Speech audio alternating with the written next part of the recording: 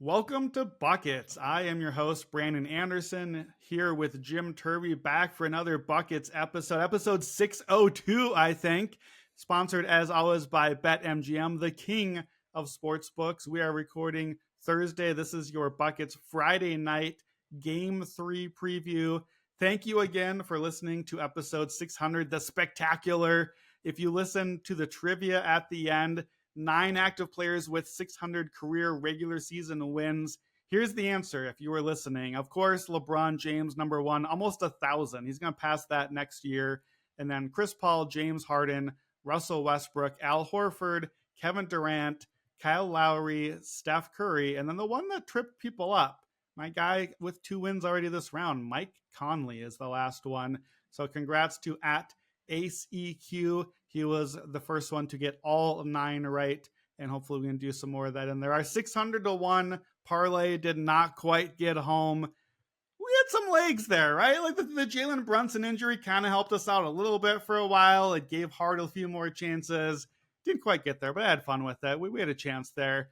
Buckets, of course, coming to you every weekday, and we will also have Buckets Live coming to you Sunday around 6 p.m. Eastern after the Clippers-Mavericks game. It's also after NBA Draft Lottery. That comes right before that game on a Sunday afternoon. I think that's noon. Normally it's like a Tuesday evening. So we're mixing it up. It's a Mother's Day special. So watch the lottery, watch Clippers-Mavs, and then come on out. Clippers-Mavs. Clippers are out of here. What am I talking about? Oklahoma City Mavs. That's what you should be watching on Sunday. Buckets Live, 6 Eastern. And of course, don't forget, if you haven't yet, to make sure to download and subscribe to our new Buckets spinoff podcast, WNBA Buckets, where Jim Turvey, you will be on early and often. Tell us about WNBA Buckets. Yeah, I'm ecstatic. We've already recorded 2. We're going to record the 3rd later today, actually. Got the Buckets double dip today, so that should be fun. Today's episode is going to be all Caitlin Clark. You know, for better and worse, there is all the attention on Caitlin, and that means that the betting markets, the books are offering a lot of Caitlin Clark props. A lot of them are kind of these, one-way markets that we might typically avoid, but there's a couple that I found that I'm intrigued by. So the season as a whole is going to be great. Hosted by Maria Marino. I got to get her back. She potentially could be, well, I guess technically the Knicks are up 2-0 in the series, but I think there may be legs to some of her Pacers love. So I'll have to get her back on the W side of things. And then Dano Mataya as well. 3 of us having a good time over there. So you've talked about it before. It's a gettable market. It's an awesome league. This is the time to hop in, honestly. Come join. The water's warm. Come over to the WNB side as well. For sure. I already set the season pass on the DVR for Indiana Fever. I got the Indiana Fever, my W Pacers. If you've been following the discourse on social media this week with the ridiculous conversation about that, get out of here. There are 12 names. We can learn 12 team names and a lot of great players, a lot of good teams. I'm excited to watch Caitlin Clark and Aaliyah Boston. Someone that can actually finish the pick and rolls over there. It definitely is a softer market. So if you are a bettor that likes to watch basketball and make some money, it is a market where there are more edges to be found because it's just not as mature of a market. So I think that alone is a good reason to follow. 2 episodes up so far. What are the 2 episodes already in the feed, Jim? We got Western Conference preview was our first. We led with our defending champion Aces, and then we went to the Eastern Conference where we've got the Liberty as well as the Fever and a bunch of other fun teams. So conference by conference, and then the Caitlin Clark special that should be dropping. It's being recorded today. I would guess it drops tomorrow as well. All right, so watch for that in your feeds on Friday, probably around the same time this one is going up for you. Today, here on M Buckets, we are talking Friday basketball. The Knicks, the Timberwolves, the Joe Dolara ticket of glory. Both teams up 2-0 in the series. That's what is on tap for Friday. Jim, let's start with best bets at the top. What do you got for Friday? Player props. We're going back to them. I got 3 of them. I got Jaden McDaniels under 0.53s. That's a nice nitty gritty, really in the weeds one for you there. Then I got Karl Anthony Towns under 7.5 rebounds. And I got Josh Hart over 2.5 turnovers. Man, that was the least sweaty bet you have ever given out on Buckets. The Josh Hart I just want to go back to there. Give me no sweats forever. I know you could have hit that one twice. I think we could have like doubled up on that or something. I'm gonna go sides on this one. I love Indiana first half -4.5, smash spot for me. So I think it's a great spot to back the Pacers. Game 3 first half, and I've got some escalators on there, of course. And then in the other game, I'm going to swerve a little bit. Give me Timberwolves under 104.5. We'll come back to that one. We got to start with Knicks Pacers. That obviously is the big game. Even though these are both 2-0 series, I think it's undeniable which series has been more fun. Not necessarily, depends on what style of ball you like, open play or prison ball. But if you like games that are close and are wonky and back and forth and have rocking crowds and are close near the end, you got to be watching the Knicks. They've been basically carrying the playoffs so far. At BetMGM, Knicks at Pacers. This line, it opened at -4.5 at some books, and it got crushed immediately. Pacers money coming in. I see it at -6.5. I'm seeing some 7.5s. This number, I think, is going to keep on rising, and we'll talk about what happens, too, if there are injuries in play here. We'll get to that. Total is at 223.5. That's not just the Pacers total. That's the game total. We're getting a lot of points in this series as well. So that's where the line is at. We'll get to those Knicks injury concerns. Let's start with game 2. What stood out to you, Jim, from game 2? Well, after game 1, we said, this referee story, it might not be going anywhere. Well, 78 grievances later, yeah, it's not going anywhere. The Pacers were not happy with the whistle again, game 2. But there was nothing to me that was at the level of, the kickball in the game 1 that was really rough, and the moving screen. I do think, again, the style of play here is going to, make the Pacers feel like they are getting jobbed on the road against a big market team. It fits every checkbox that you could have of like big market team at home in the playoffs, the more famous star player. It checks every box, but and it's a bummer too, because I don't want to lead with this. I should be leading with, me apologizing to Dante DiVincenzo personally, or maybe he's using, these buckets fades to keep himself motivated. Because at this point, I feel like as a Knicks fan, I got to keep betting against him because it's clearly working. He's playing out of his mind. He's playing great basketball. If we think about it from a betting perspective, I think it really is. We'll circle back to this maybe, but thinking about these injuries and thinking about kind of the knock-on effects of these injuries is what really interests me about this game as a whole. But Jalen Brunson, you just have to, on the anniversary of Willis Reed, he comes out at halftime to the MVP chants. That dude looked pissed in the post game. Like I think this is why I'm a little nervous about game 3, is I think there was a lot of adrenaline coursing through Jalen Brunson there. I think he was fiery last game. And you sit down for a day or two, that a foot problem, that doesn't seem like it's the kind of thing that, is going to go away super quick. So he's going to be probably playing through it. The books are listing him right now, but there's so many interesting pivot points. I guess I just rambled a bunch of gobbledygook, but help steer me here, Brandon. What did you find the most interesting from game 2? Yeah. So first half, again, it looked like Pacers basketball, not Knicks basketball. That to me is what stood out. Is we saw the Knicks, I thought, adjust a little bit in the second half of game 1, where they kind of had to adjust to the speed.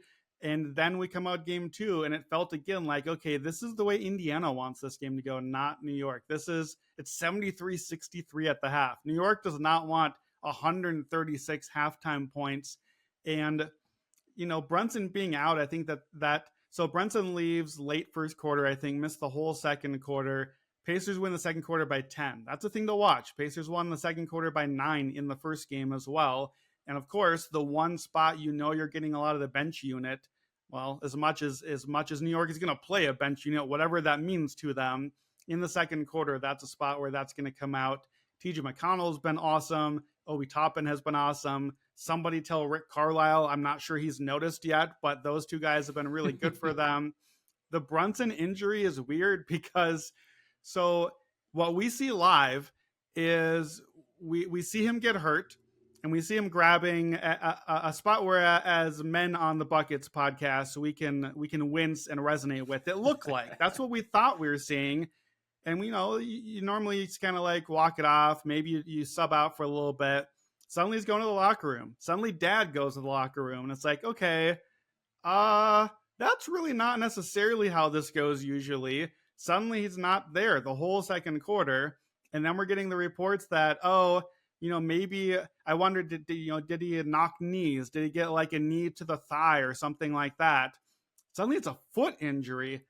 I didn't see a foot injury on that at all. And then you watch the play from before. So he's dribbling the ball up, but the defensive possession, the play before, you can see him kind of look uncomfortable. And as he's even coming up the court, he's already motioning a little bit like, I need to check out here. I feel something. That's what I saw. And that looks worrisome to me for the same. I share your worries. Then he does the Willis Reed. He comes back out and he has 24 points in the second half. DiVincenzo had 20. I got to say, the 600 to 1. So the Willis Reed game, Knicks fans, I believe 1973 off the top of my head, I think. The Willis Reed game is memorable because Willis Reed played through pain and came out and I think like made the first bucket, and it's this huge adrenaline moment. What nobody remembers is that the real star of the game is Walt Frazier with a monster triple-double and a huge line. And I'm sitting here with my 600 to 1 going, okay, Willis Reed's back. Josh Hart, be Clyde Frazier. This is your moment, buddy. Get the triple-double. You got to complete the tribute. We didn't quite get there. Honestly, I felt like the assist opportunities were there for him, but Brunson finishes plus 26 in a 9-point victory. So that means when he's off the court, minus 17 in 16 minutes. Meanwhile, he's back. They're cooking. They're doing their thing. And now OG Anunoby gets hurt in the third quarter. And so the Knicks are just like running on fumes here, running out of bodies. Already, no Mitchell Robinson. Already, no Bojan Bogdanovic. I'm texting you and Joe last night going, okay, is there anybody else missing? Yeah, Julius Randle. Forgot the man existed. He's not out there. If Brunson and OG both didn't play for some reason, and we don't know that's going to happen, that's like a playoff starting five that is missing from a team. Brunson, Bojan, OG, Randle, Mitch. That's like a 5 seed lineup that would just be out for a team, or at least limited. So it has to be a story here. Knicks third quarter, 36 to 18. They blow it open. The crowd's going crazy. MSG has been just awesome. Like, look, you can do the big market, small market thing. It is undeniable. The NBA is better when the Knicks are fun and awesome. And this has been a great ride. But how far does the ride keep going? Because the Pacers outscore on the bench 46 to 12. That's a thing we continue to see here. And we talked about McConnell. We talked about Toppin, obviously, has been huge. And the Knicks are running out of bodies a little bit. So I'm going to reverse our rundown a little bit. I think it makes sense. Let's talk about the injuries a little bit before we get to our best bets here and talk about some of the possible contingencies here. So you're speculating based on the fact that we don't have prop lines yet. There are no props for OG Anunoby posted yet as of Thursday, 2 p.m. Eastern. There are lines for Brunson. To me, that checks out. Anunoby looked like he had a hamstring injury. That's worrisome too. Like, foot injury to me strikes me, not a doctor, as, okay, it's going to be hurting, but I can maybe play through it. I might risk something further, but I can gut it out. Hamstring injury, maybe this is the football analyst in me, but hamstring, sometimes you're just out. You just got to just sit and let it rest and heal. I don't know you can do a lot about it. It's a big muscle for a big dude that you need out there. So first of all, Jim, how do you feel like, is this line semi-adjusting for possibility of a player being out? Is that why the money's coming in on the Pacers already? And do you think, how does it adjust further if we did get an announcement that Anunoby or Brunson was out? Yeah, again, not a doctor here either, but I agree with your assessment on both fronts that Brunson, I'm kind of going off of what the books are doing here. Like you mentioned, Brunson's props are available. OG's are not. I believe just before we came on, maybe it was Fred Katz, someone had to report out that OG looks doubtful for game 3, I believe was the report. So I'm looking at this as a line that it says OG is out and Brunson's going to be a touch limited, but I honestly think this line could even get a little bit higher. And if Brunson's out, I think the line inflates, Oof. almost to double digits potentially. I mean, you're looking at the top two players by plus minus last game, and kind of I think what most Knicks followers believe to be the most impactful offensive player and the most impactful defensive player. So you Yeah. lose that on either side, that's going to be pretty tough. What I think is really fun to do here is like, obviously, so let's start with OG, since he's the one who we feel is less likely to play. So the most obvious, effect of OG not playing is Precious Achiuwa getting more minutes. When he was out for the fourth quarter last night, Precious got all 12 minutes. Now, part of that might have been Tibbs like the groove they're in, the exact matchups, and maybe with Brunson hobbled, maybe he's not going to play 48 minutes, I don't think. But I do think it means that Precious Achiuwa is a person to look at for usage. That's kind of the clear singular knock-on effect. And you'll have to forgive me here. There's a term I texted you about it earlier, trying to figure it out. I texted a couple of people. None of us could figure it out. I know there's a term out there. It's like it's a betting term, but it's also like the stock market. I can't even think of the word stock market. Maybe that's why I can't think of this, kind of tech bro type word. It's basically, you want to look, when you're betting, you want to look for not just the first clear impact, like the one down the line. You want to look for 2, 3, 4 down the line of these kind of knock-on effects. So if OG is out, that means more Precious in the lineup. But what does that mean? Does that mean Miles Turner gets less rebounds? Now the Knicks have a too big lineup with Hartenstein and Precious Achiuwa. Miles Turner had no rebounds in the fourth quarter. You can look at it from the Brunson side of things. If Brunson's out, it's going to be in big minutes for Deuce McBride. Deuce played almost the entire second quarter once Brunson went out. So obviously the tier one effect, I was a history major. It's like the primary source, the primary effect is Deuce McBride PRA. That secondary one might be, theoretically, a lot of Deuce McBride minutes might mean a tougher time for either Tyrese Halliburton or TJ McConnell, because that's a defensive upgrade on the Knicks side of things. Now, Halliburton went 3 for 4 from 3 in that second quarter. So it's a small sample, but maybe he doesn't really struggle with Deuce McBride. So the point I'm trying to say here is that when we get this official news, I think that being ready to pounce on some of these obvious ones, Deuce McBride, PRA, Precious Achiuwa, PRA as well. These are the ones that are going to move fast. The ones that you might have a little bit of time to really dig into are the knock-on to the knock-on effects. When Precious is out there for a lot of minutes, what does that mean? Not for Precious, but for the players around him. And those are what the player prop market is so fun, trying to find those second, third, fourth down the line effects of a player being out. So we can talk through when we get to some of the player bets, but I do think there's a couple of angles there, that are not the primary effects of these guys being out, but some kind of, a ripple effect off of a main injury that really can give you an edge in the market.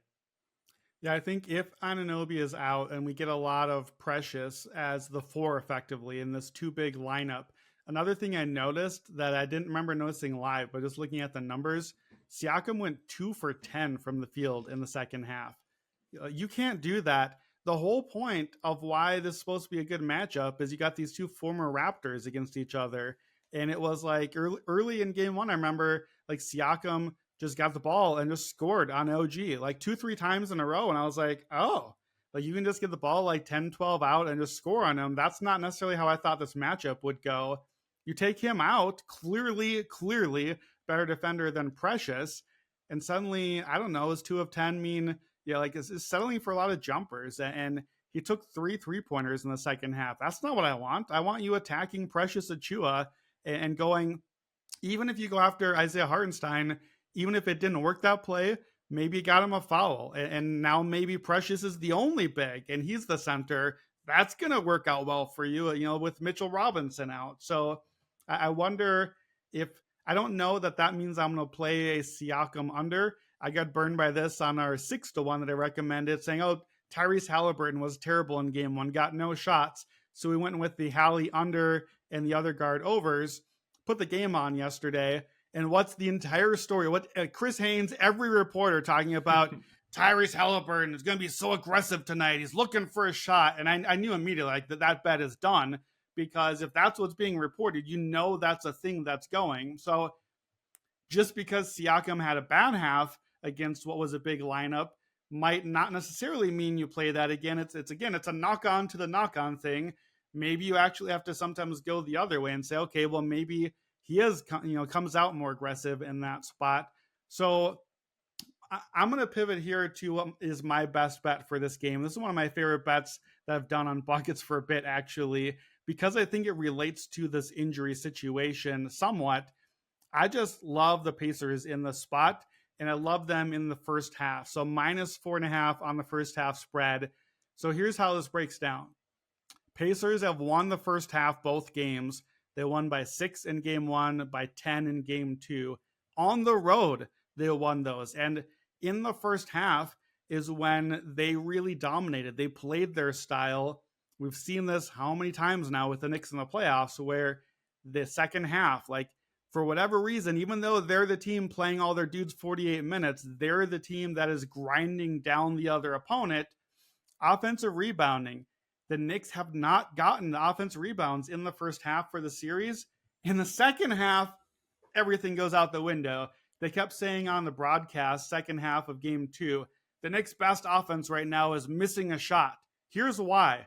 For the series so far, Knicks' second half offensive rebounding rate is 58%. They are rebounding over half of their misses. So it doesn't even matter if they miss a shot, which Brunson never does in the second half anyway. They just get the ball right back anyway and get more chances to score. So I don't want the second half. That's not going well. I like the first half. The Pacers' second quarter, I mentioned, 9 and 10-point wins so far.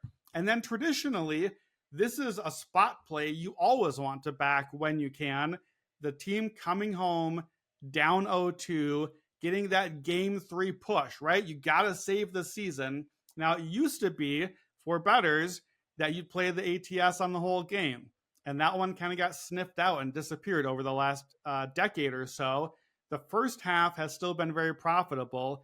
So in our Bet Lab trends, team coming home 0-2 at game 3, 90, 46, and 1 against the spread, 66% cover rate. So 2 out of every 3 they cover. That is a very strong trend.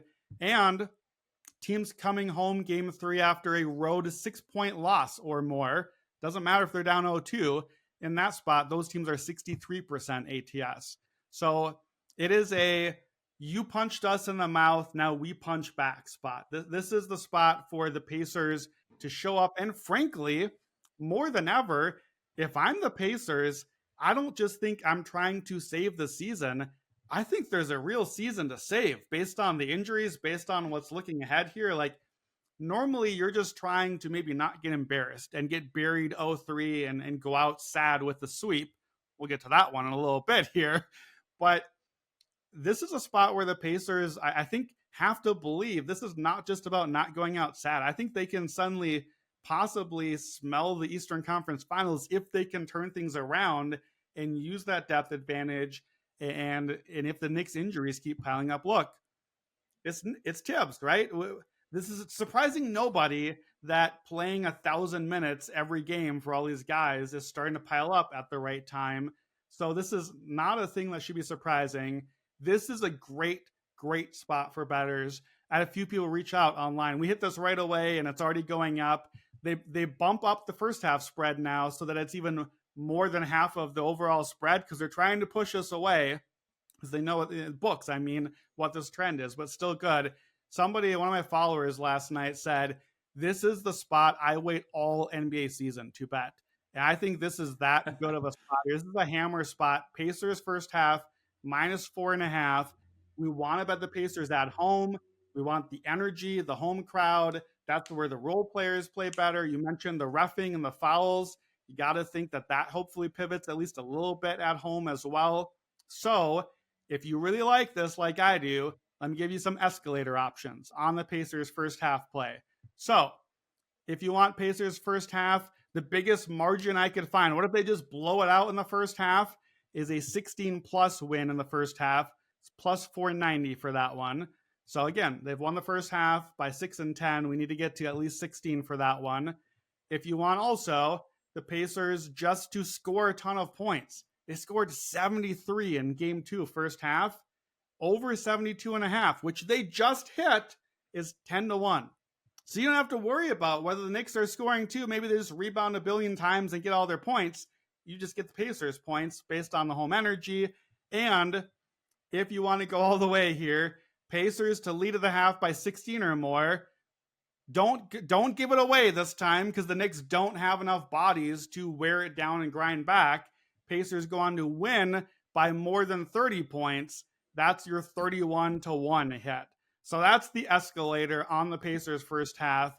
But to me, this is a multi-unit spot on Pacers because, and we'll come back to this briefly, I think this is a team that is still very alive, not just in half or in the game, but in the series.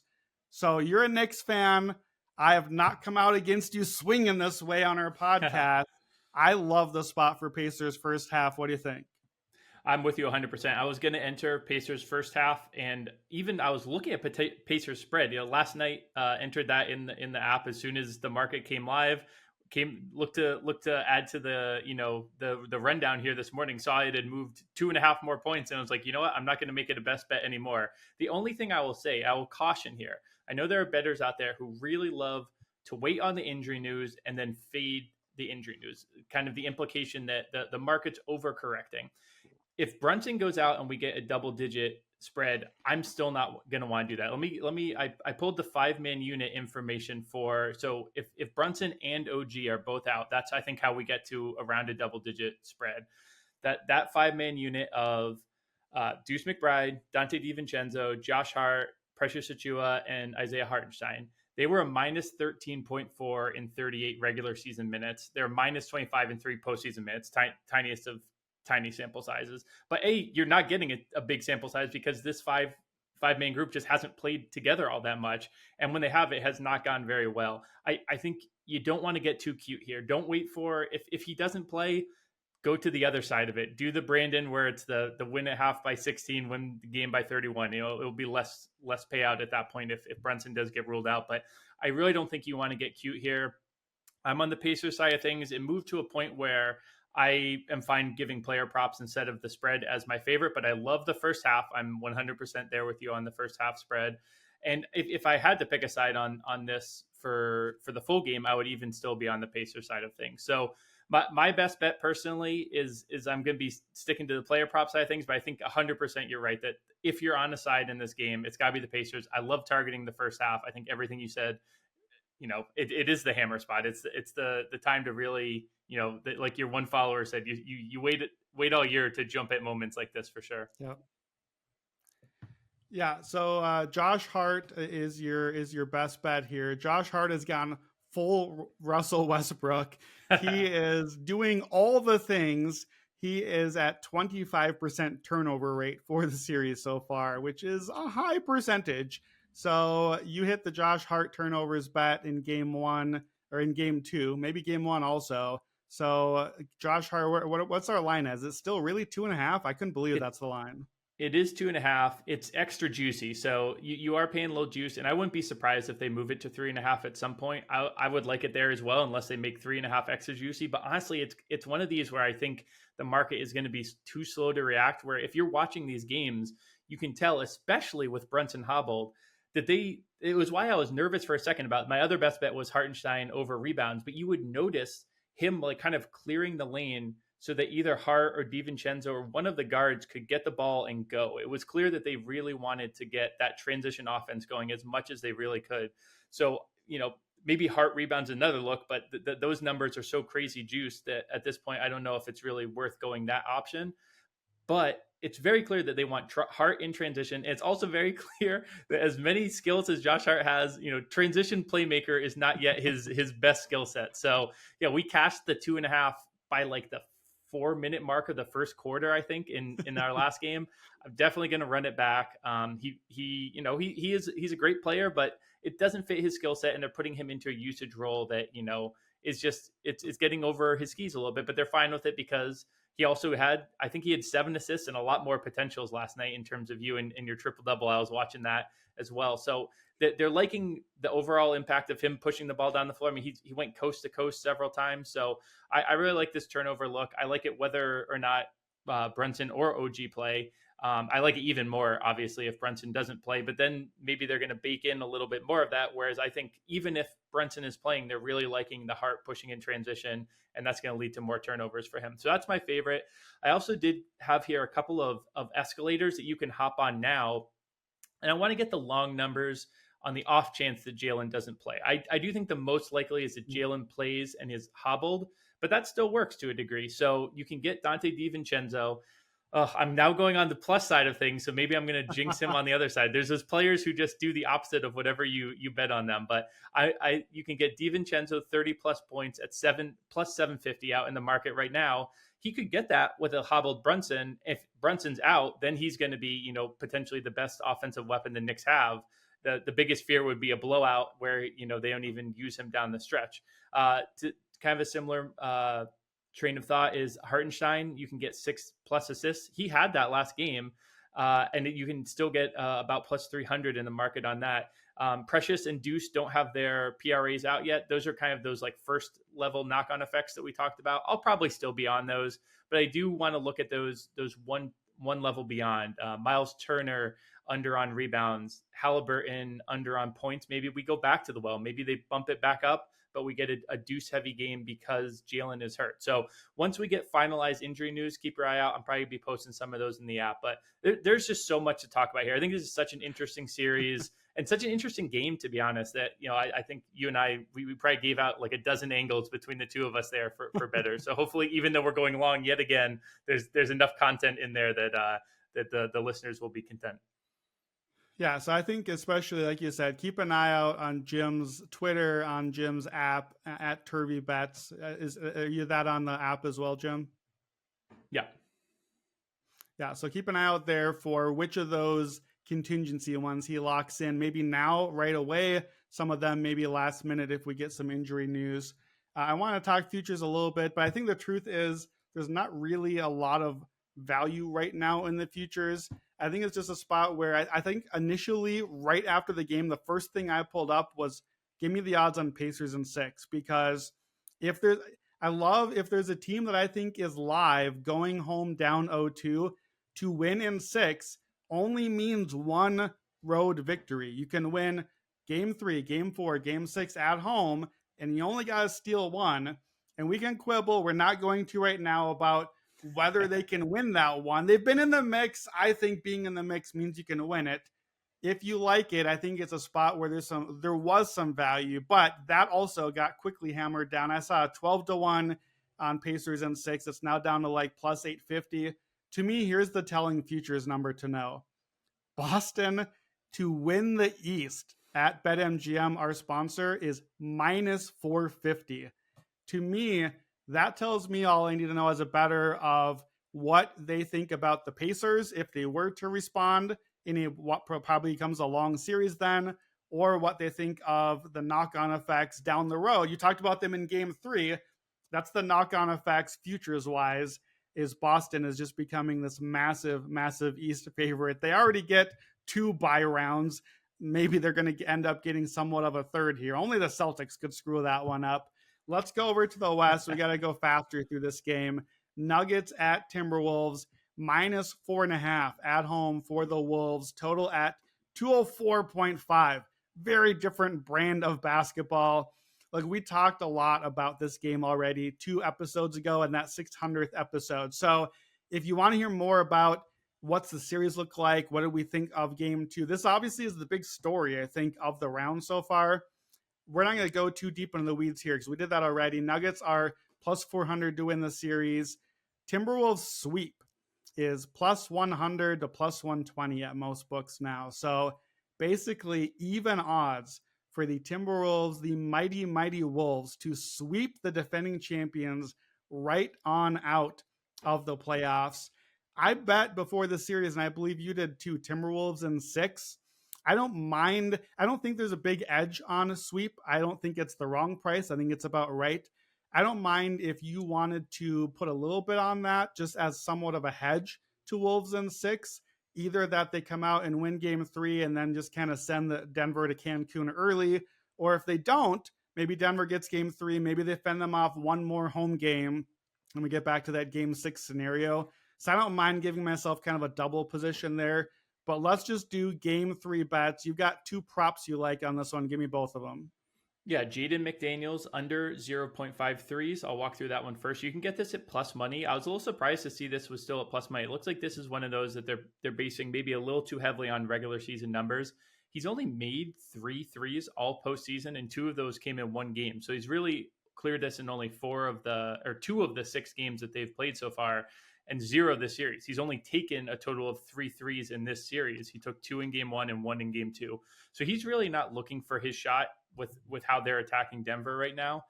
And he was also a notably worse shooter on the road this season. He shot 39% from 3 at home, only 28% on the road. So in a game where I do think Denver is going to, that those game 3, you said it earlier, the market has baked it in to the spread, but this is a player prop that's kind of the version of, the home team down 0-2 is really going to be about as locked in as you see. It's always not a little home, scary betting an home. under. This one goes back to Minnesota. That is true. I'm sorry, and then that also throws off my my home road splits there. So I'll have to let's put a pause on this. I think I still like it, but I am so surprised that Minnesota got up 2-0 on the road. I've completely flipped my cap. Apologies on that, folks. Let's go to the next one. Let's go to Cat under 7.5 rebounds. This one is one that I've been eyeing for a little bit. Rudy's obviously back for game 2. So we've got, potential for Rudy rebounds to steal some from Cat. He's averaging right around 8 right now. But we also haven't gotten the Cat big foul trouble game, which kind of feels like we're due for one. I don't know if he's ever in his career put together 3 games where he hasn't had foul trouble in a row. He did a little bit in game 1, but I think we're going to see Jokic very aggressive. I think we're going to see again, these game 3 spots, Denver can't lose this one. So I think Jokic is finally going to have to kind of put the foot on the gas, really be attacking Cat. And even if Cat isn't in foul trouble, this is right around where I'd like the line. So I'm going to go under on his rebounds today, and we'll circle back on the Jaden McDaniels once I apparently figure out where this game is taking place. Yeah, I was looking at the Towns under rebounds too, under the same premise, just that Gobert coming back kind of shifts how things go there. And you have to figure too, if you're looking at just effort, assuming that the Nuggets come out with a little bit more of intensity and effort here, rebounding can be one of those areas that starts to even out a little bit as well. So I like that one. I'm kind of just tiptoeing in here, and it's a little bit that just, man, this series it's so hard to build a real case for how do the Nuggets really contend and come back here. And if I can't really envision that doesn't necessarily mean that I believe it has to be the other way. It means I probably have to be careful. And I'm a Timberwolves fan, that the fandom is mixing in and making things careful here too. So I'm looking for a Denver to maybe be able to make a push here angle. And here's the angle I'm going to come up with. So I'm going with Timberwolves team under 104.5.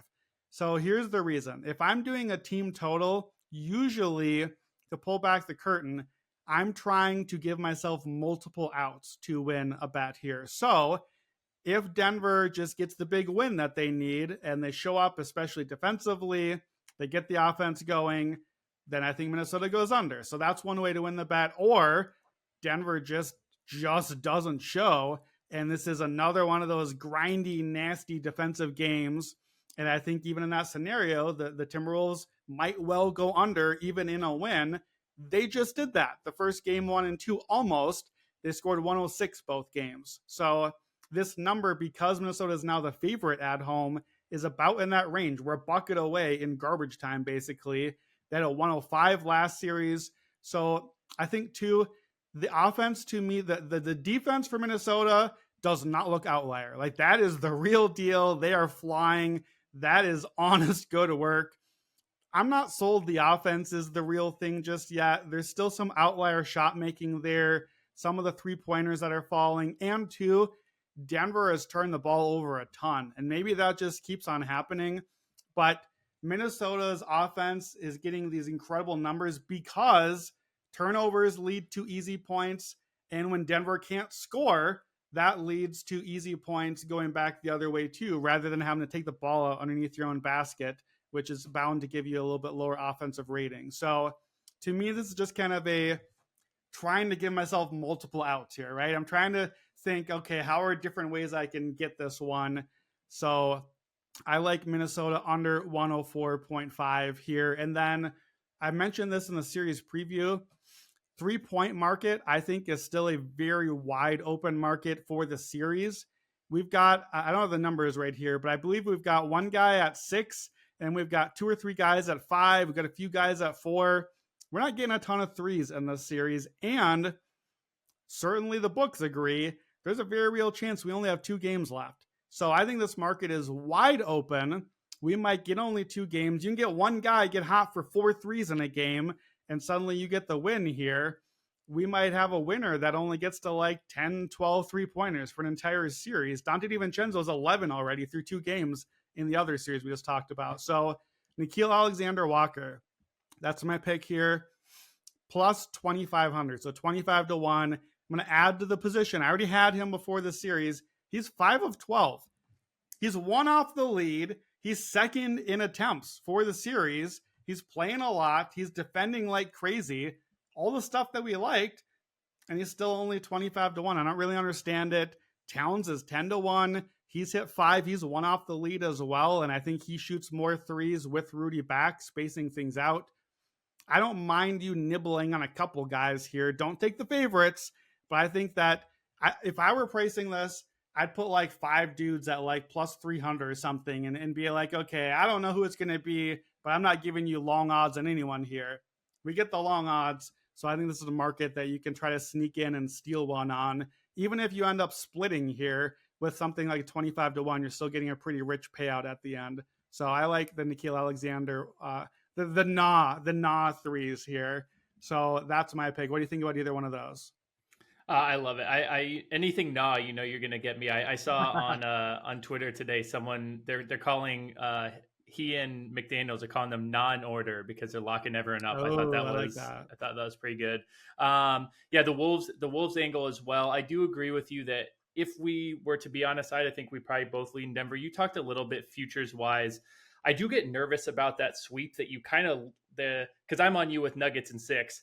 And it feels a little gentleman sweepy to me. And like if we do sweep and we've got 6 and then suddenly they get it in 5, which feels to me like a very potential outcome. It's kind of a nasty little, I can't believe somehow I was 100% right on the cap, but I wasn't 100% right. And the exact outcome landed that I didn't want. So I think from the future side of things, I'm all set, but I really like the team total under and nah on the series leader. I think you're very right that this shorter series always go for those longer numbers because especially in a 3-point, there's so much variance in that market that finding a long number like that is gold.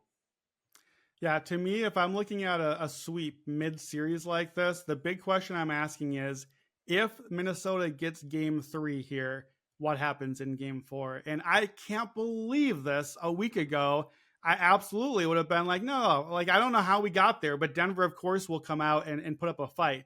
That's not what I saw in game 2. Denver did not show up for that fight. Nikola Jokic, the MVP 3 and 4 years now, well-deserved from the regular season, well-deserved from series 1, not deserved from this round. He did not show up for the fight. Jamal Murray looked exasperated. He's throwing crap onto the floor. If that team shows up for game 3 again, I don't know why I should believe that they're going to even bother showing up at all in game 4. So here's just simple math. If I put the Timberwolves at about 60% for game 3, which is about what they're at on the money line, but if I think that the Nuggets just no-show for game 4, if they don't get that one, I bump it to like 80% Minnesota. 60%, 80% gives me 48% to win the series. That's basically the pricing that we're getting here. So if you don't think that, if you think Denver does show up, then I think maybe you can bet that. You can bet like a Denver plus 3.5 here, which how did we ever get to a spot where on the series line, that's a bet where you might want to take, but you can get that probably pretty near even odds. So if you feel like you have a read on would Denver respond or not respond down 0-3, I think that's the futures angle you can get. Don't get too cute with it because we never know. And like you said, you don't want to like middle yourself out of either result here. So be careful there. But that is Timberwolves Nuggets. It's going to be a fun Friday night of basketball. We will see if we go up 3-0 in either or both series or if we actually get some series to look forward to. Recapping the best bets. Jim, you gave out 738 best bets on this episode by my count. I believe your best bets were Josh Hart over 2.5 turnovers, 3.5 if you need it, and Karl Anthony Towns under 7.5 rebounds. Does that look like your two bestest of best bets? That's exactly what I was going to say. I was going to slightly amend what we had in the doc to those two being the favorite of the favorites. Real rich from me, I know, for critiquing someone coming on and giving out 700 best bets. But I'm the host today, so it's happening. My best bets, Pacers first half smash. Give me the -4.5. Look at some of those escalators. And then to a much lesser degree, Timberwolves under 104.5 on the team total. That's going to wrap it up. We did it in under half an hour for the first game that we talked about. I was like, I don't think we did. It's going to be a fun weekend of basketball, fun Friday night. Let's get buckets. We'll see you next time.